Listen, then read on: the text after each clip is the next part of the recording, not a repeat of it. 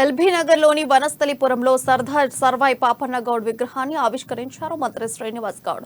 తెలంగాణ ప్రభుత్వం ఏర్పడ్డాక మహనీయుల జయంతి వర్ధంతి కార్యక్రమాలను అధికారికంగా నిర్వహించడం జరుగుతుందన్నారు. మహనీయుల విగ్రహాల ఏర్పాటు చేయడం గొప్ప పరిణామమన్నారు మంత్రి శ్రీనివాస్ గౌడ్. గత ప్రభుత్వాలు సర్దార్ సర్వాయి పాపన్న చరిత్రను కనుమరుగు చేశాయన్నారు. కానీ కేసీఆర్ సీఎం అయ్యాక మహనీయులకు పూర్వ వైభవం వచ్చిందని కొనియాడారు మంత్రి శ్రీనివాస్ గౌడ్.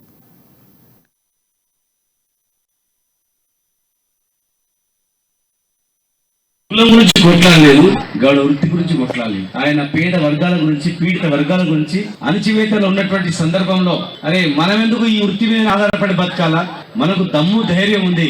200-300 ఫీట్లు చెట్టుని ఒక హాఫ్ డివైడ్ టక ఎక్కి ధైర్యంగా తీసుకురాగలుగుతున్నాం. దమ్ము ధైర్యం ఉన్న మనం ఇలాంటి దుర్మార్గాలని ఎందుకు ఎదిరించొద్దు, చల్ మనం ఎందుకు రాజు కావద్దని అన్ని వర్గాలను కలుపుకొని సైన్యాన్ని ఏర్పాటు చేసుకొని రాజైన చరిత్ర బ్రిటిష్ లైబ్రరీలో, లండన్ లో, కేంబ్రిడ్జ్ యూనివర్సిటీలో భద్రంగా ఆయన చరిత్ర దాచిపెట్టిండు.